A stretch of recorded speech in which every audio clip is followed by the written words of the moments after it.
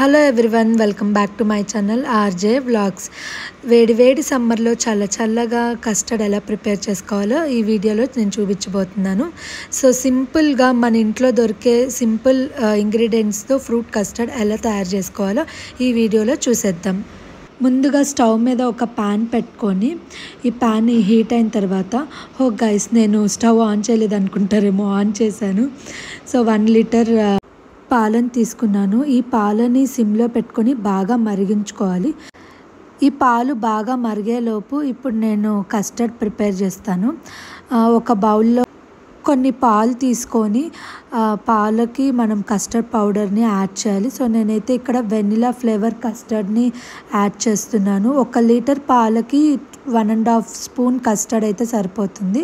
So మనం ఇక్కడ lumps లేకుండా ఈ కస్టర్డ్ని బాగా మిక్స్ చేసుకోవాలి.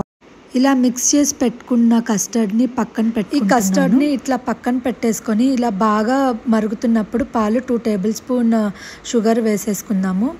సో ఈ షుగర్ వేసుకున్న తర్వాత ఇట్లా బాగా మరుగుతున్నప్పుడు ఈ కస్టర్డ్ని మనం బాగా మిక్స్ చేసుకుంటూ వేయాలి, లేకపోతే లంప్స్ ఫామ్ అయిపోతాయి.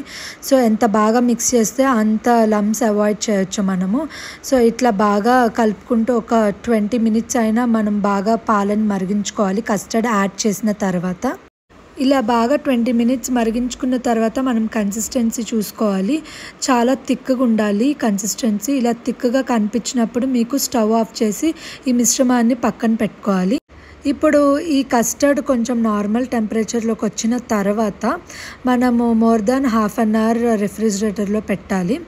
సో ఇక్కడ చూసారు కదా, మనం ఏ ఫ్రూట్స్ అయినా వేసుకోవచ్చు. నేనైతే apple, mango and pomegranate use చేస్తున్నాను. ఇక్కడ నేను custard more than ½ an hour ఫ్రిడ్జ్లో పెట్టి తీసిన తర్వాత కన్సిస్టెన్సీ చూసారా, ఇంకా థిక్ అయిపోయింది. సో ఇక్కడ మనకు కావాల్సిన ఫ్రూట్స్ అన్నీ మనము తినే ముందు వేసుకుంటే ఇంకా ఫ్రెష్ ఉంటాయి. సో ఈ బౌల్ని నేను ఇక్కడ డెకరేట్ చేస్తున్నాను. ఇక్కడ నేను ప్రొమోగ్రానెట్, యాపిల్ అండ్ మ్యాంగో అన్నీ కట్ చేసుకొని పెట్టుకున్న చిన్న పీసెస్గా. సో ఇవన్నీ కూడా ఆ బౌల్లోకి వేస్తున్నాను అనమాట. ఇక్కడైతే నేను టూటీ ఫ్రూటీ అండ్ ఆల్సో ఇక్కడ బాదం, పిస్తా, కాజు అవన్నీ సన్నగా కట్ చేసి పెట్టుకున్నాను. సో అవన్నీ ఈ బౌల్లోకి 1 by 1 యాడ్ చేసుకుంటున్నాను. Tasty fruit custard ready. So ఇలాంటి వీడియోస్ నా నుండి మీకు రావాలంటే please like, share, subscribe RJ vlogs.